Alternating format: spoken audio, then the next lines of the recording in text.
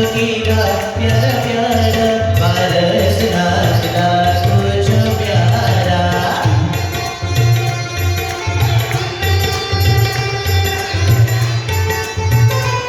जय हो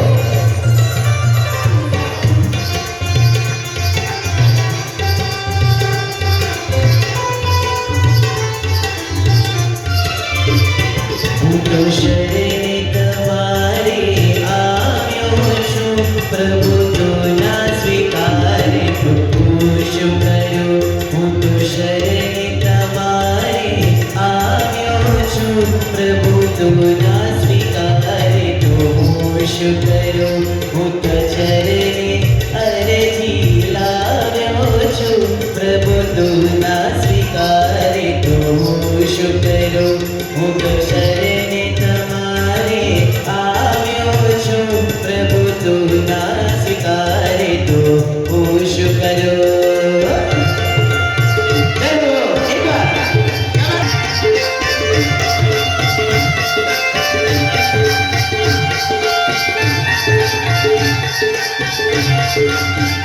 મારી આગળ પાછળ છે આધી મારો તાર તૂટેલો તુલે સાધી મારી આગળ પાછળ છે આધી મારો તાર તૂટેલો તુલે સાધી ઓ બોલે ઓ બોલે ઓ બોલે ભરેલો આવ્યો છું પ્રભુ તું ના સ્વીકારે તો હું શું કરું હું તો શરણે તમારે આવ્યો છું પ્રભુ તું ના સ્વીકારે તો હું શું કરું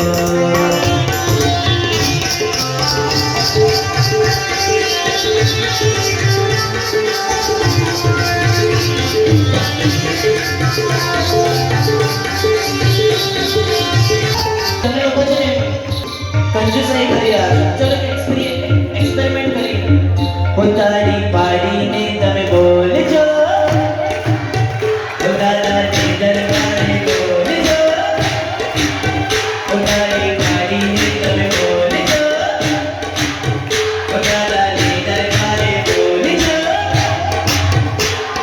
પરિકારનો કલ્પના જે તારો પ્રેમાવારી પરિકારનો કલ્પના જે તારો પ્રેમાવારી તારા શરણે આવે છે અનાથ જને નારી તારા શરણે આવે છે અનાથ જને નારી તારી પાડીને તમે બોલજો દાદાજી દરબારે બોલજો પોતાની દાદાજી દરબારે બોલજો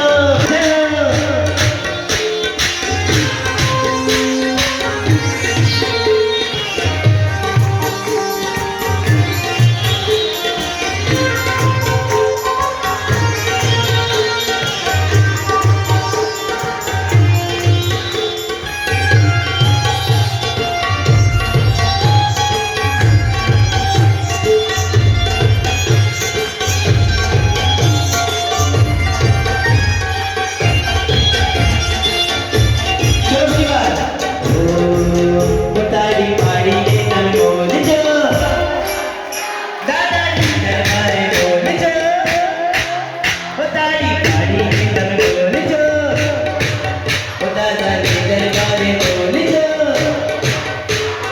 જય જય પારસનાથ જય જય પારસનાથ જય જય પારસનાથ બોલ સંકેશ્વર પાર્શ્વનાથ ભગવાન કી જય હો કાર હો ચલો શંખેશ્વર પાર્શ્વનાથ દાદાને આપણે બધા યાદ કરીએ હવે આપણે ત્યાંથી થોડાક આગળ જઈએ તો પાલિતાણામાં આવીએ શત્રુંજયમાં આવીએ અને જો પોસિબલ હોય તો શત્રુંજયના આદિનાથ દાદાનું પિક્ચર તમે બતાવી શકો તો અને આપની સાથે અમને અહીંયા લાવનારા એટલે કે રજનીભાઈ પણ જોડાયેલા છે તો એમને પણ વિનંતી કરીએ કે રજનીભાઈ પ્લીઝ તમે અમને પણ જોઈન કરો સ્ટેજ ઉપર અને એકવાર કંઠ છે પણ ફેમિલી બિઝનેસમાં જોડાયેલા છે એટલે સંગીતને જો આવતા નથી પણ બહુ જ સરસ ભક્તિ કરાવે છે. તો સૌ સાથે મળીને એકવાર જોરદાર તાળીના તાલથી માટે જય હો. હવે તો અક્ષર પાડો પ્રભુવર.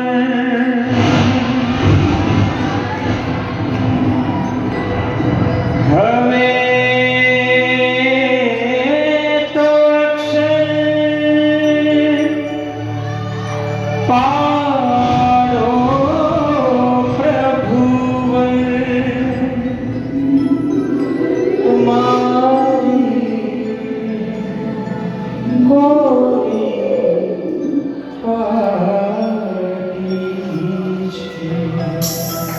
આપણે પાઠશાળામાં આપણી આ કોરી પાર્ટીની અંદર અક્ષર પાડવા માટે આપણે જઈએ એટલે જ્ઞાન મેળવવા માટે બહુ જ સરસ શબ્દો અને ભાવવાળી આ પ્રભુ ગીત છે કે પ્રભુ તમારા પગલે પગલે પાપા પગલે માંડી છે.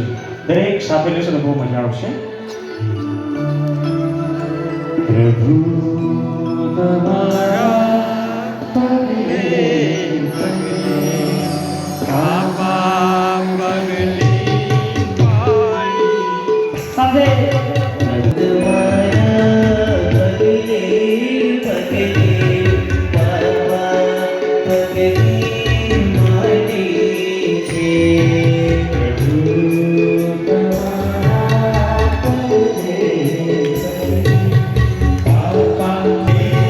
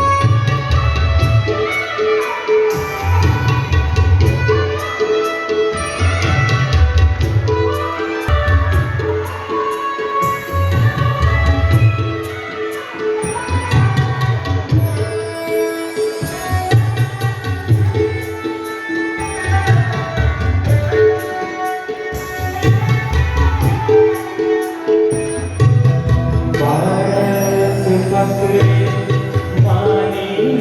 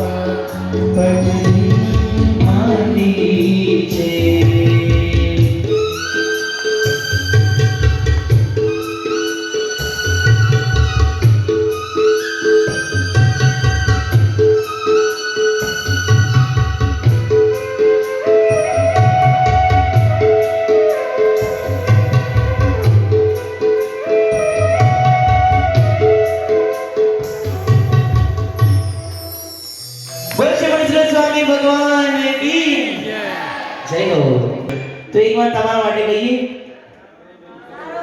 હા યુ ગેસ કરેક્ટ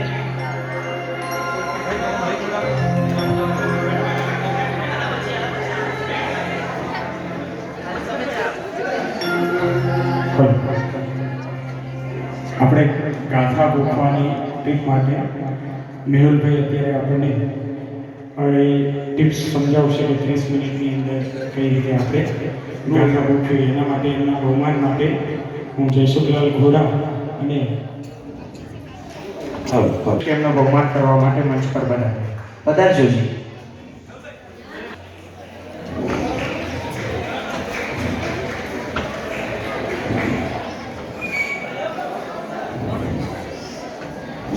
સ્લાઇડ બંધ કરી દીધું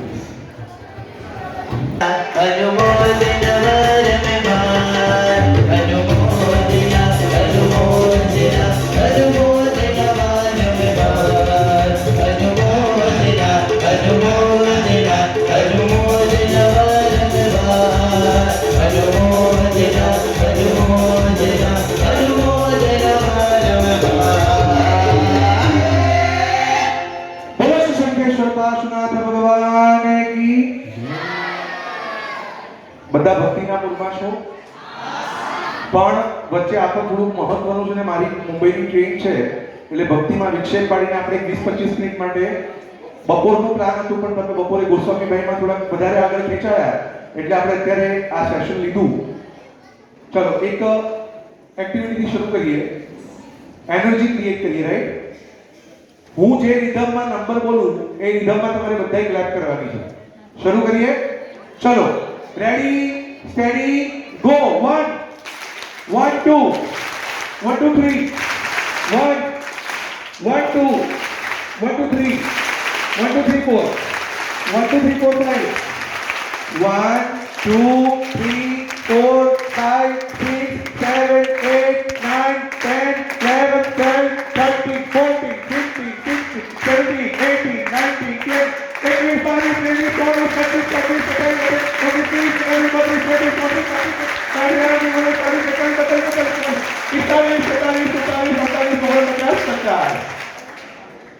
चलो બધા એનર્જીમાં આવી ગયા આગળ વધીએ હાથ જોડો અજ્ઞાનાં પિરાંધાનાં જ્ઞાનાં જનશ્રાગયા નેત્રમન્મિલિતમ્યેન તસ્મૈ શ્રી ગુરવે નમઃ ભાગ્યશાળી એમણે બંને જણાએ ખૂબ સુંદર મજાનું ગીત લીધું ખબર છે એ ગીત મારા વિષયને રિલેટેડ હતું એટલે તેમને ગીત લેવાનું સૂચ્યું કયું ગીત લીધું એમણે પ્રભુ તમારા પગલે પગલે પાપા પગલી માંડી છે હવે તો અક્ષર પારો પ્રભુવર મારી કોરી પાઠશાળામાં જઈએ ને એટલે આપણી પાપા પગલી કહેવાય અને આપણે કોરી પાટી જેવા હોઈએ પરમાત્માના વચનના શબ્દો આપણી આ કોરી પાટી પર અક્ષર રૂપે ધીમે ધીમે ધીમે ધીમે પડતા જાય જીવનમાં પરિવર્તન આવતું જાય જીવન બદલાતું જાય ગુણો વધતા જાય દોષો ઘટતા જાય અને અલ્ટિમેટલી આપણે આપણા જીવનમાં પરિવર્તન લાવી શકીએ બરાબર છે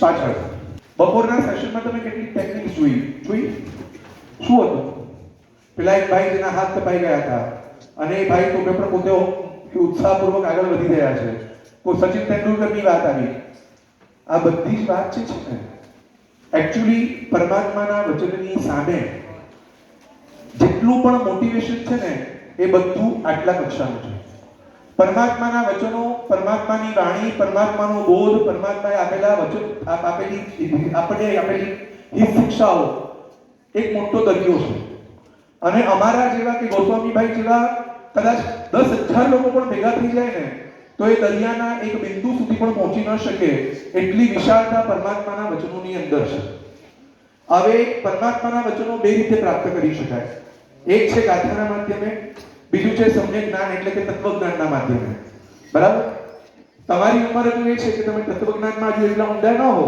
મોટા ભાગના જે નાના છોકરાઓ છે એ લોકો નાની ઉંમરમાં ગાથા ગોખવાની ટ્રીક કેમ સમજવાની કારણ એ છે સાયન્સ આજનું મોડર્ન સાયન્સ એમ કે છે કે બાળકની મેમરી પાવર જે બાળકમાં હોય ને એ 8 વર્ષ સુધી મેક્સિમમ હોય એના પછી થોડો ઓછો થાય 9મા વર્ષે થોડોક ઘટે, 10મા વર્ષે થોડોક ઘટે, 11મા વર્ષે થોડોક ઘટે, એમ કરતા છે ને બાળકની ક્ષમતાઓ ધીમે ધીમે ઘટે.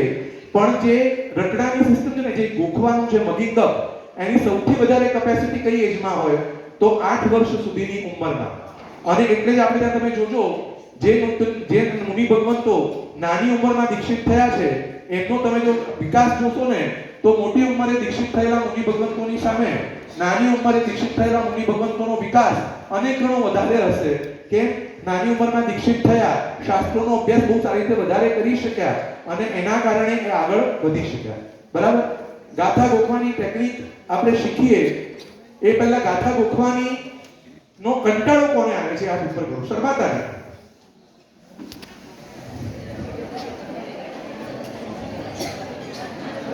ઓકે, બે વસ્તુ છે. ગાથા ગોખવાનો કંટાળો, મનુષ્ય થોડા ભાઈને પૂછું છું, ગાથા ગોખવાનો કંટાળો આવે, તમે હાથ ઉપર કર્યો ને, આપણે ગાથા કંટાળો આવે, કારણ શું? મન નથી લાગતું. એટલે બપોરે દુનિયાની વાતચીતો આપણે કરી અને એમાં જે સવાલ પૂછવામાં આવ્યા એમાં તો બધું વિનોદ કામની ખબર હતી, તો એમાં કંટાળો ના આવ્યો. એમાં પણ મહેનત તો કરવી જ પડે છે ને. દુનિયાની જેટલી વસ્તુઓને, માહિતીઓને યાદ રાખવી હોય એ બધા માટે મહેનત કરવી પડે છે. એમાં આપણને વાંધો નથી લાગતો અને ગાથામાં વાંધો લાગે છે. એનું એકમાત્ર કારણ એ છે કે આપણે ગાથા માત્ર કરીએ છીએ ને, ગોખણ પટ્ટીનું જ્ઞાન થોડુંક કરે. પણ એ જ ગાથાને જો તમે ખાલી શું કરવું જોઈએ ખબર છે? ગાથાથી ગોખવા પહેલા તમે જે સૂત્ર કરવાના છો, તમે કદાચ સૂત્રના અર્થ ન ગોખો ને તો વાંધો નહીં, પણ એવા પણ પુસ્તકો મળે છે જેમાં સૂત્રના ખાલી ગુજરાતીમાં ભાષાંતર આપ્યા હોય. તમે જે સૂત્ર ગોખવાના છો એને ગુજરાતી ભાષાંતર એકવાર વાંચી લીધું હોય ને તો તમને સૂત્ર ગોખવાનો આનંદ તમારો 4 ગણો વધી જાય. કે સંસ્કૃત અને પ્રાકૃતમાં લખેલા સૂત્રો, આમ તો એ સૂત્ર પણ મંગલરૂપ છે, મંત્રરૂપ છે. એ સૂત્રને અર્થ જે ગોખે એના જીવનમાં મંગલ થયા વગર રહે નહીં. પણ કદાચ આપણને તો પણ અઘરું લાગે છે તો એના માટે છે ને એક સુંદર મજાનો આ તરીકો કિમિયો અપનાવવા જેવો છે કે જે પણ સૂત્ર આપણે ગોખવાની શરૂઆત કરીએ એની પહેલા એને લગતું જે પણ ગુજરાતી વિવેચન હોય એ વિવેચન વાંચી લેવું. હવે તમને એમ બદનામ થશે કે વિવેચન શેનામાંથી વાંચવાનું? તો સૌથી ઈઝી એક બુકનું નામ આપું છું, પાછળના બેનો ખાસ ધ્યાનમાં રાખજો. આ બુક પંડિત ધીરજલાલ મહેતા એમની જૈન તત્વપ્રકાશ કરીને બુક છે. આ તો ઘણી બધી બુક છે. મેઘદર્શન માસેની અર્થની બુક છે, સૂત્ર સંવેદના નામની રશ્મિતા શ્રીનિવાસની બુક છે, પણ એ બધી છે ને બહુ ડિટેલમાં છે. તમને કદાચ સ્ટાર્ટિંગમાં ઉત્સાહ ના આવે, પણ પંડિત ધીરજલાલ મહેતાની બુક છે જે એકદમ ઈઝી ગુજરાતી લેંગ્વેજમાં છે. બે પ્રતિક્રમણ સૂત્રના સમજણ એકદમ શોર્ટમાં આપેલી છે અને બહુ ઈઝીલી સમજી શકાય એવી ભાષામાં આપેલી છે. તો આમાં ફાયદો શું થાય કે તમે નોકાર મંત્ર ગોખવાનું છે ફોર એક્ઝામ્પલ, તો નોકાર મંત્રનું વિવેચન તમે વાંચી લીધું એટલે તમને ખબર પડે. હું તમને પ્રશ્ન પૂછું, બ્રેક આપતા 5 મિનિટ લાગશે પણ બાકીનામાં થોડોક સમય જશે. કેમ? કારણ કે એ જ સમજવાનું છે. હું તમને એમ કહું કે આખી દુનિયાના જેટલા તીર્થો છે એ તીર્થોની યાત્રા કરવાની તમારી અને મારી શક્તિને તાકાત છે કે નથી? હા, નથી. મન કરી શકીએ પણ શરીરથી પહોંચી શકીએ ખરા? ત્રણેય લોકના તીર્થોની યાત્રા શરીરથી કરી શકવાના આપણે? બહુ તો કદાચ કોઈ નક્કી કરી લે 108 પાર્શ્વનાથ કરીશ, 119 કલ્યાણક ભૂમિ કરીશ, મોટા મહત્વના તીર્થો કરીશ, એનાથી વિશેષ આપણે કરી નથી શકવાના. હવે એક સૂત્ર એવું છે કે જે સૂત્ર ખાલી તમે એક બોલો અને આખા દુનિયાની અંદર, ત્રણેય લોકની અંદર જેટલા પણ તીર્થ છે એને વંદન માત્ર અડધી મિનિટમાં થઈ જાય. કયું સૂત્ર બોલો? અડધી મિનિટની વાત કરું છું. સંકલ્પિતમાં અડધી મિનિટ ના લાગે.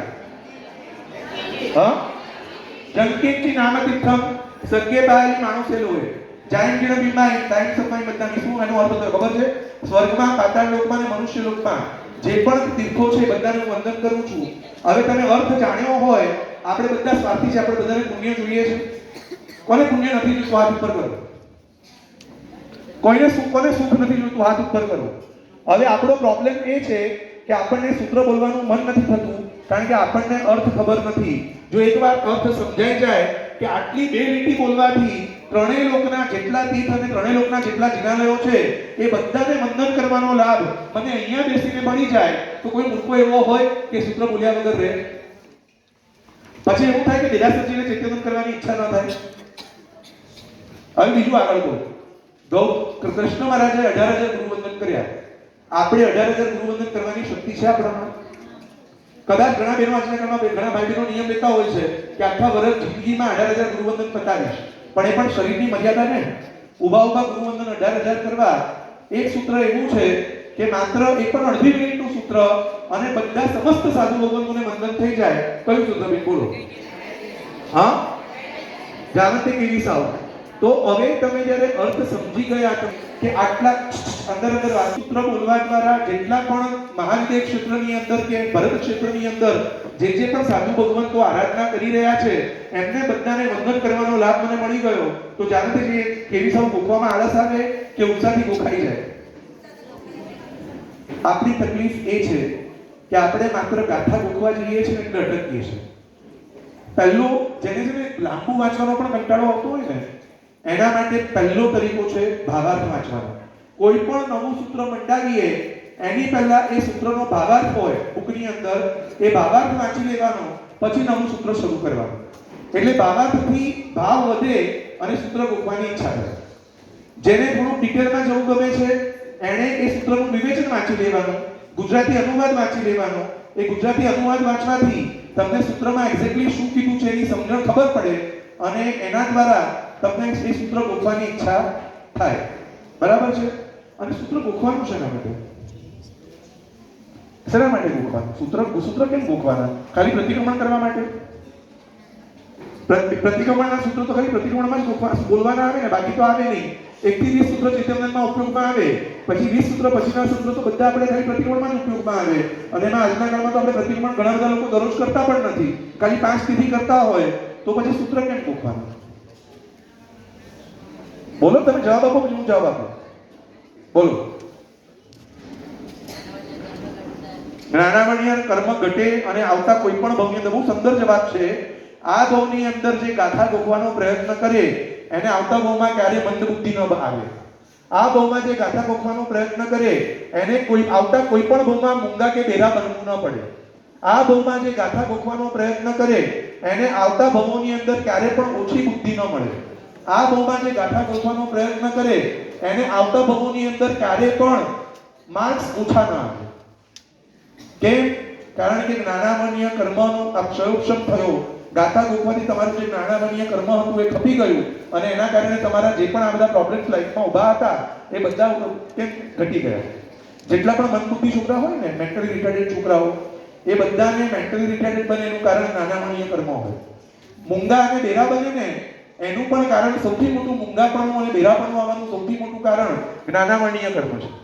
તો એ કર્મ આપણને ના આવે. એના સિવાય બીજું શું? આ તો તમે કીધું સારી વાત છે. ગાથા એના સિવાય બીજા કયા કારણથી ગોખવાનું? રેફરન્સ આપી શકીએ આપણે. ગાથા વ્યવસ્થિત ગોખી હોય ને, હવે જેને જે વિચાર કર્યા હશે એને ખબર હશે. પહેલી ગાથા છે ભુવન પૈવમ વિરમ નમ્યુણ ભણામી બોધમ. હવે આ એક ગાથા પરથી તમે જે આખું જે વિચારની સિક્વન્સ હોય ને, તમે આખા અર્થને સમજી શકો, અર્થને ચિંતન કરી શકો, અર્થને જીવનમાં વંદિતું સૂત્ર છે ને, શ્રાવકના 12 વ્રતનું સૂત્ર છે. પણ જેને સમજ્યું હોય એના માટે ને, પણ જેને સમજ્યું તો એને ખાલી ગાથાથી ગોખ્યું હોય. છોકરાઓને સૌથી વધારે કંટાળો કયા સૂત્રમાં આવે ખબર છે? મારો એક્સપિરિયન્સ છે. એક જન ચિંતામણી અને બીજું વંદિતું. આ બે સૂત્રમાં ઘણા બધા છોકરાઓને કંટાળો આવે. અરે ના, મારાથી નહીં થાય. કારણ શું? સમજ્યા નથી કે 12 વ્રતનું વર્ણન વંદિતા સૂત્રની અંદર છે. આખા દિવસમાં મેં જે પણ પાપો કર્યા છે એ બધા પાપોનું મિચ્છામી ટુકડામાં સૂત્રની અંદર છે.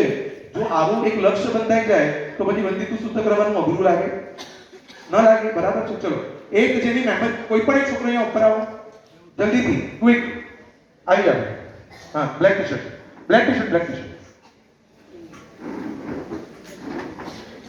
ગાથા કેવી રીતે ગોખાય ને એનો લાઈવ ડેમો આપી રહ્યો છું.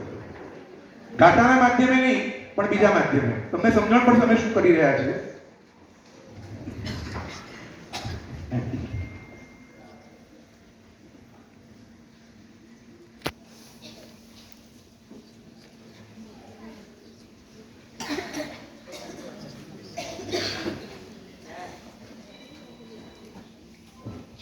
આને છે ને લિંકિંગ મેથડ કહેવાય. ગાથા યાદ રાખવા આ માટે આ મેથડ છે ને સૌથી તમને બધાને ખબર છે. હું કહીશ તેમ કહેતા એવું કે આમાં શું તમને બધાને ખબર છે, તો રમતા હોઈએ છીએ. પણ આ લિંકિંગ મેથડ બહુ ઉપયોગની છે. એ લિંકિંગ મેથડ કેવી રીતે ઉપયોગમાં આવે તમને બતાવું. સપોઝ મેં શરૂ કર્યું, મેમરી ગેમ આપણે બધા રમીએ છીએ, તો મેં શરૂ કર્યું કેળા. બોલો, કેળા ચીકુ સફરજન, કેળા ચીકુ સફરજન કેરી. એ કેરી બોલ્યો.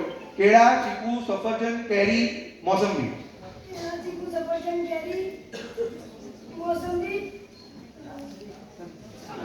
જમરૂ. કેળા ચીકુ સફરજન મોસંબી કેરી મોસંબી જમરૂ. આ શું થયું ખબર છે? બસ આને માટે જોરદાર તાળીઓ વગાડો બધા. આને લિંકિંગ મેથડ કહેવાય. ગાથા ગોખવાની રાઈટ ટ્રીક કઈ છે ખબર છે? એક ગાથા છે ને એની પહેલી લાઈન 10 વાર ગોખવાની, પછી એ લાઈન પાકી થઈ ગઈ પછી પહેલી બીજી લાઈનની શરૂઆત કરવાની, પછી બીજી લાઈન 10 વાર ગોખવાની, પછી પહેલી બીજી લાઈન 10 વાર ગોખવાની, પછી પહેલી બીજી અને ત્રીજી લાઈન ગોખવાની, પછી પહેલી બીજી ત્રીજી અને ચોથી લાઈન ગોખવાની. આવી રીતે જે ગાથા ગોખે એને ગાથા જીવનમાં ક્યારે પણ યાદ ન રહે ને એવું બને નહીં. પણ તમારી ને મારી હાલત શું છે ખબર છે? સવારે છોકરો મારી સાથે મેં તું એને મમ્મી કીધું કે યાદ નથી રહેતું. મેં કીધું કેટલી વાર ગોખે બેટા તને યાદ ન રહે? તો કે 2 વાર. મેં કહ્યું આપણે કેવળ જ્ઞાની છે કે 2 વારમાં યાદ રહી જાય? 10 વાર માસ્તુસ્મુનિએ ખાલી 2 શબ્દ યાદ રાખવા માટે કેટલા વર્ષો મહેનત કરી હતી ખબર છે? 17.5 વર્ષ સુધી 2 શબ્દ યાદ રાખવાની મહેનત કરી અને આપણે 3 વખત ગોખીને કહીએ મને યાદ નથી રહેતું, તો એવું ચાલે? એટલે સૌથી પહેલા નંબરે ગાથા ગોખવા માટે ગાથા ગોખવાની ટ્રીક એટલે ગાથા ગોખવા માટે મેં પોઈન્ટ નંબર 1 જે લોકો લખતા હોય લખી શકો છો. પોઈન્ટ નંબર 1 એક તો ટાર્ગેટ સેટ કરો. હું મહિનામાં આટલી ગાથા કરીશ જ. ટાર્ગેટ સેટ કરો. 10 ગાથા, 12 ગાથા, 15 ગાથા, 20 ગાથા, 25 ગાથા, 30 ગાથા. નંબર 1 ટાર્ગેટ સેટ કરો. નંબર 2 ટાર્ગેટને ડિવાઈડ કરો. તમે 20 ગાથાનો ટાર્ગેટ રાખ્યો, તમે એક એવરી ડે નો ટાર્ગેટ રાખો કે દરરોજની 20 ગાથા થઈ તો 80 લાઈન થઈ. 80 લાઈન હોય ને સેટરડે સન્ડે તમે ગાથા નથી કરતા તો 20 દિવસ થયા તો દિવસની કેટલી લાઈન કરવાની આવે? 4 લાઈન. તો એ મોટો જે આ મહિનાનો ગોલ છે એને ડેના ગોલમાં ડિવાઈડ કરો કે દિવસની 4 લાઈન હું કરીશ. બરાબર છે? એ થઈ ગયું. નંબર 3 લિંકિંગ મેથડ અપનાવો. એટલે શું? આખી ગાથાને એકસાથે ગોખવાનો પ્રયત્ન નહીં કરવાનો. પહેલી લીટી ગોખો, એ યાદ રહી જાય એટલે બીજી એડ કરો, એ યાદ રહે એટલે ત્રીજી એડ કરો, એ યાદ રહે એટલે ચોથી એડ કરો, પછી આખી ગાથા બોલી જાઓ. પછી હવે બીજે દિવસે બીજા નંબરની ગાથા કરવાની છે તો પહેલી ગાથા આખી બોલવાની, પછી બીજી ગાથાની પહેલી લીટી, પછી આખી ગાથા પહેલી બીજી ગાથાની બીજી લીટી, પછી આખી ગાથા પહેલી બીજી ગાથાની ત્રીજી લીટી, આખી ગાથા પહેલી બીજી ગાથાની ચોથી લીટી અને પછી પાછી એ બે ગાથા એક સાથે. હવે એનો ફાયદો શું થશે ખબર છે? 21 વખત તમે કોઈ પણ વસ્તુ વારંવાર બોલો ને એ તમારા મગજમાં ઉપસ્થિત થઈ જાય પછી તમારે મહેનત ન કરવી પડે. તમે આવી રીતે ગાથા ગોખશો ને તો તમારે પછી ગાથા યાદ રાખવાની મહેનત કરવી જ નહીં પડે. ગાથા તમને એટલી પાકી થઈ ગઈ હશે કે તમારે પછી ગાથા વારે રિવિઝન કરવાની પણ જરૂર નહીં પડે.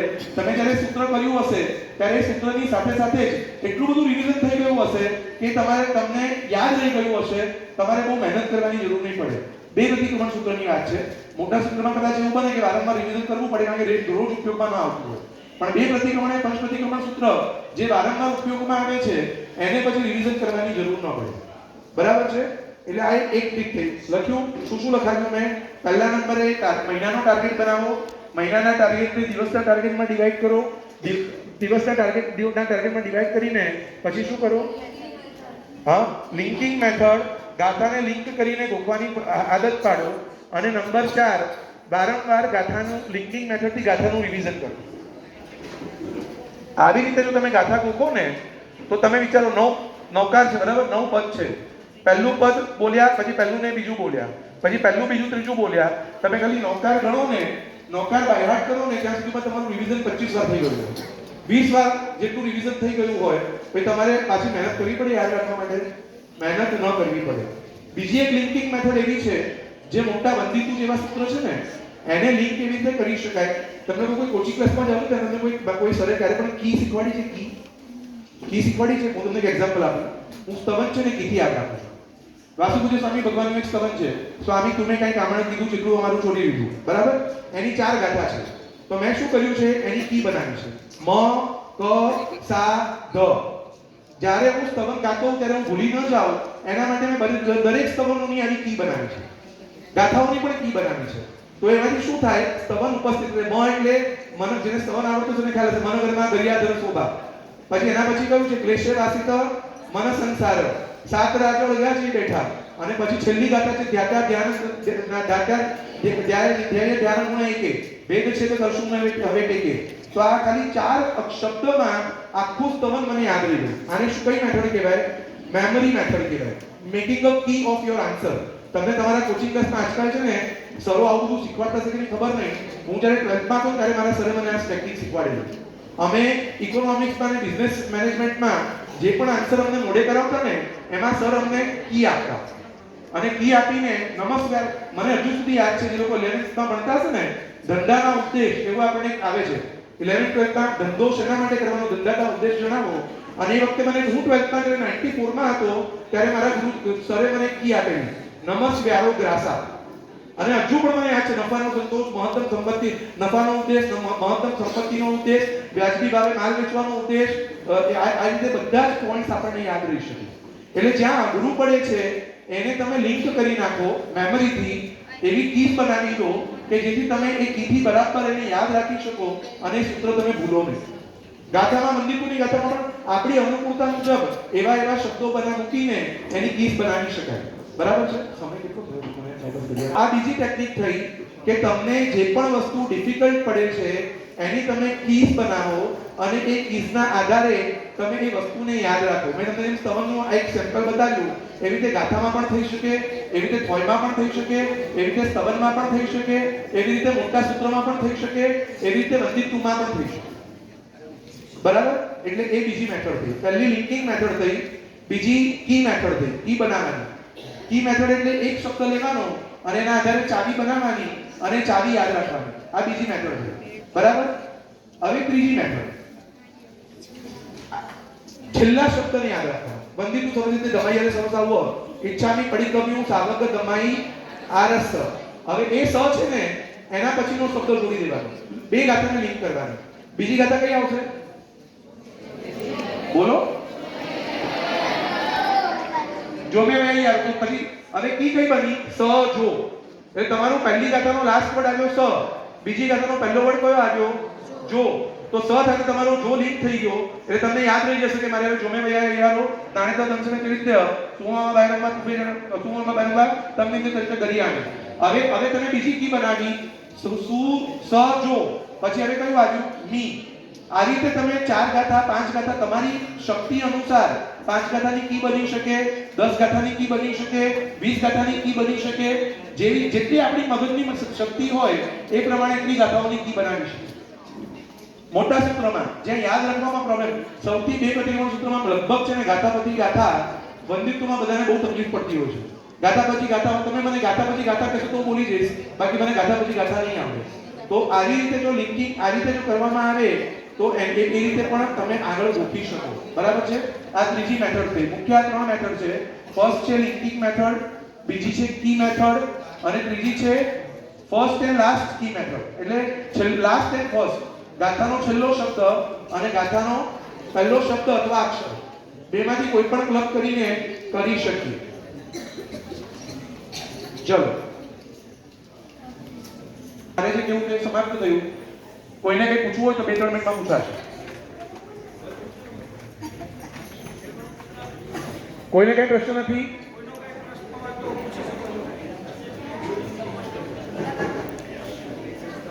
અને એક લાસ્ટ વાત કરી લઉં, જેને શક્તિ હોવા છતાં પણ જે ગાથા ગોખવામાં ઉદાસીનતા કરે છે એને કયા કયા અતિચાર લાગે છે ખબર છે? નાનકાળ વેળાએ ભણ્યો નહીં, અકાળે વિનય નહીં, બહુમાની યોગ ઉદ્યાની કરે પણ અનેરા કરે ભણી અનેરો. વિનય વગર ભણવું, બહુમાન વગર ભણવું, જેની પાસે ભણતા હોય એનો વિવેક ન જાળવવો. આજે ઘણા છોકરાઓની કમ્પ્લેન આવી, છોકરાઓ જાણે અમને પાઠશાળામાં હેરાન કરવા આવતા હોય ને એવી રીતે પ્લાનિંગ કરીને જ આવે, ગ્રુપમાં બેસે અને પછી અમને હેરાન કરે. આવી રીતે જો ટીચરને તમે હેરાન કરો તો પણ તમને પ્રોબ્લેમ ભવિષ્યમાં જ્ઞાન ચઢે નહીં. बिना गुरु के गाथा मंडा सकते हैं? बिल्कुल भी नहीं. योग इसमें शब्द आया ना विनयहीन, बहुमानहीन. बहुमानहीन यानी क्या? आपने बिना गुरु के बिना गाथा मंडाई तो तो वो बहुमान के बिना आपने ज्ञान लिया, वो ज्ञान कभी भी आपके हृदय में प्रवेश नहीं करेगा। तो 3 मस्ट है। ये लास्ट बात करके खत्म करता हूं, क्योंकि मेरे साथ जो लोग आने वाले हैं उनकी ट्रेन जल्दी है, तो आपको निकलना है। ध्यान, 3 वस्तु જ્યારે ગાથા કરીએ ત્યારે 3 બહુમાન માટે 3 વસ્તુ અવશ્ય હોવી જોઈએ। પ્રોપર ડ્રેસ, જેવા તેવા કપડા પહેરીને ગાથા ગોખાય નહીં। છોકરાઓ બરમુડા પહેરીને ગાથા ગોખે પાઠશાળામાં ન ચાલે। છોકરીઓ જીન્સ અને ટી-શર્ટમાં ગાથા ગોખે ન ચાલે। તો ઉચિત વેશ, પછી ઉચિત ઉપકરણ, એટલે કે સાંકડો હોવો જ જોઈએ। જ્ઞાનનું જે પુસ્તક છે એ પુસ્તક બરાબર હોવું જોઈએ, ઉપર કૂઠું ચડાવેલું હોવું જોઈએ। એને જો અમારે તો એવી અમે પાઠશાળામાં અમારા ગુરુજીની એવી સિસ્ટમ હતી કે વર્ષની શરૂઆત થઈ ને નવા વર્ષની, ત્યારે બધાએ બુક ડેકોરેટ કરીને લાવવાની। બુકનું ફ્રન્ટ પેજ હોય ને એને ડેકોરેટ કરવાનું, અને જે સૌથી બેસ્ટ ડેકોરેશન કરે એ પહેલા 3 છોકરાઓને પ્રાઇઝ મળે। કેમ? તમે જ્ઞાનનું બહુમાન છે, તમે જ્ઞાનના પુસ્તકનું ફ્રન્ટ પેજ તમે એકદમ સરસ રીતે ડેકોરેટ કરો, એ પુસ્તક જોવામાં જ તમને આનંદ આપે, તો ભણવામાં તો એનાથી વધારે આનંદ આપે। એટલે પુસ્તકને ઊભું નહીં, જો શક્ય હોય આવડતું તો પેઇન્ટિંગ કરી શકાય, એવા ઉપર કંઈ પણ ડ્રો કરીને એને કવર કરીને આખું કાયમ માટે એવું પુસ્તક આપણી પાસે રહી શકે એવું કરી શકાય। એટલે જ્ઞાન માટે, પુસ્તક માટે એક તો સૌથી પહેલા પાસે બેગ હોવી જોઈએ, હાથમાં પુસ્તક લઈને જવાય નહીં। નંબર 2, સાંકળો હોવો જોઈએ। નંબર 3, પુસ્તક વ્યવસ્થિત ફાટેલું તૂટેલું ન જોઈએ, ઉપર કવર કરેલું જોઈએ, ઉપર વ્યવસ્થિત જો શક્ય હોય તો ડેકોરેશન પણ પુસ્તકનું કરી શકાય। આ નંબર 3। અને નંબર 2, નંબર 3 જતા જેની પાસે તમે ભણો છો એમની પાસે બેસો ત્યારે પણ પ્રણામ કરવાના, અને જ્યારે ઊભા થાવ ત્યારે પણ પ્રણામ કરીને ઊભા થવાનું। આવો પ્રણામ કર્યા વગર જે પણ ભણે એને જ્ઞાન ચડવાથી પૂછો ગાથાને યાદ નથી રહેતી। કારણ એ છે વિનયહીન, વિનય વગર ભણીએ, અને બહુમાનહીન, બહુમાન વગર ભણીએ તો ગાથા ન ચડે। પગમાં મુખ રાખીને ભણીએ, ફાટેલા મુખ લઈને જઈએ, જેમ તેમ મૂકી દઈએ, બહુમાન જ ન હોય તો જ્ઞાન આપણા જીવનમાં આવે કેવી રીતે? એક લાસ્ટ પ્રશ્ન લઈ લઈએ, કોઈ એમ પૂછતું હતું પછી પૂરું કરીએ। હા,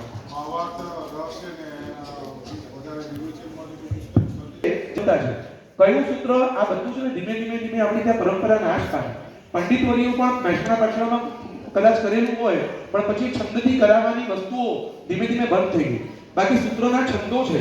સકરારત આખું માલકો છંદની અંદર ગાવાનું છે, સંસાર ગાવાનો છંદ અલગ છે, પુખરવતીનો છંદ અલગ છે, બોલવાની પદ્ધતિ અલગ છે। અને એ જ્યારે બોલીએ ને, એક તમને સિમ્પલ એક્ઝામ્પલ આપું, આમ બોલો અને 2 હાથ જોડીને ભાવપૂર્વક નમોસ્તુણામ હરિહંતાણમ ભગવંતાણમ આહિંગરાણમ ચિત્તૈરાણમ ચૈત્રકુતાણમ પુરીસુત્તમાણમ પુરીસસ્યાણમ પુરીસવર પુંડરીયાણમ પુરીસવર ગંધર્તીનામ। કેટલો ફરક થઈ ગયો? એટલે જેટલો ઉપયોગપૂર્વક બહુમાનપૂર્વક સૂત્ર બોલાય એટલો ભાવ વધે। બરાબર? એટલે આ 3 પુસ્તકો, જેને ડિટેલમાં જવું હોય સૂત્ર સંવેદના, એનાથી ડિટેલમાં જવું હોય આવશ્યક ક્રિયા પરિશીલન, આવી રીતે પુસ્તકનો આધાર લઈને પણ ભાવાર્થને ગોખી શકાય। આજનું સુંદર મજાનું આયોજન, કદાચ મને એવું લાગે છે કે સમાજ લેવલ પર હું તો ઘણી બધી જગ્યાએ જતો હોઉં છું, આવું 3 દિવસનું વિશિષ્ટ આયોજન સમાજ લેવલ પર ખાલી સમાજના અંતર્ગતની પાઠશાળાઓને પ્રમોટ કરવા માટે, સમ્યક જ્ઞાનનો પ્રસાર અને પ્રચાર થાય એના માટે મારા ધ્યાનમાં જ લગભગ હું જ્યાં સુધી મને ખ્યાલ છે પહેલું આયોજન આવું છે મેં જોયું।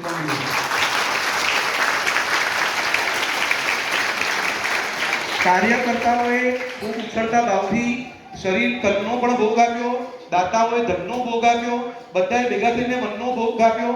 આટલા દિવસો ઓફિસ, કેટલા દિવસોથી તૈયારી ચાલતી હોય, ઓફિસો છોડીને બધા જ કાર્યકર્તાઓ જે બેઠા છે એમણે આપણી સગવડો સાચવવા માટે પ્રયત્ન કર્યા હોય, લગ્નના જમણવાર જેવા મેન્યુ સેટ કર્યા હોય, 4-4 મીટરને 4-4 ફરસાણ, ખાલી આપણને આપણી અનુકૂળતા સચવાય એના માટે।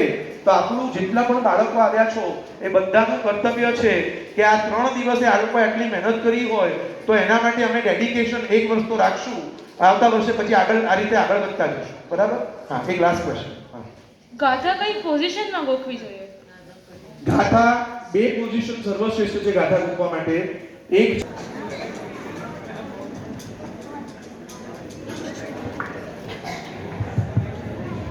ભગવંત નથી કે પાઠશાળાના અધ્યાપક એવા નથી, અથવા આપણે જે કરવું છે એમને આવડતું નથી અને એના કારણે કદાચ આપણે જાતે કરવું પડે તો એ વસ્તુ અલગ થઈ ગઈ।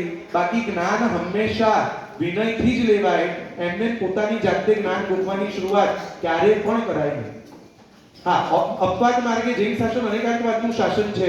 અપવાદ માર્ગે તમે કોઈ ગામમાં રહો છો ત્યાં ગુરુ ભૂકંપનો યોગ નથી, બીજું કોઈ મંડાવ યોગ નથી, ને તમારે કરવું છે તમે કર્યું તો એ વસ્તુ અલગ છે, પણ એ પણ ન જ કરવું જોઈએ. પણ કદાચ અપવાદ માર્ગે એકવાર ચાલી જાય, બાકી ગુરુ ભૂકંપ પાસે મંડાવીને જ ગોખાય, એના વગર કઈ પંડિતજી પાસે એના વગર ગોખાય નહીં. અને લાસ્ટ વાત એક કહી દઉં, જેની પાસે તમે ભણો છો, આપણે ત્યાં એવું આવે છે કે જેની પાસેથી આપણે જ્ઞાન ગ્રહણ કરીએ છીએ એનું વર્ષે એકવાર બહુમાન ઇન્ડિવિજ્યુઅલ લેવલ પર આપણે કરવું જોઈએ. વસ્તુ શું આપો, તમે જેની પાસે ભણો છો, ગુરુ પૂર્ણિમા જૈન શાસનમાં ગુરુ પૂર્ણિમા જ સાચવવાની એવું જરૂરી નથી.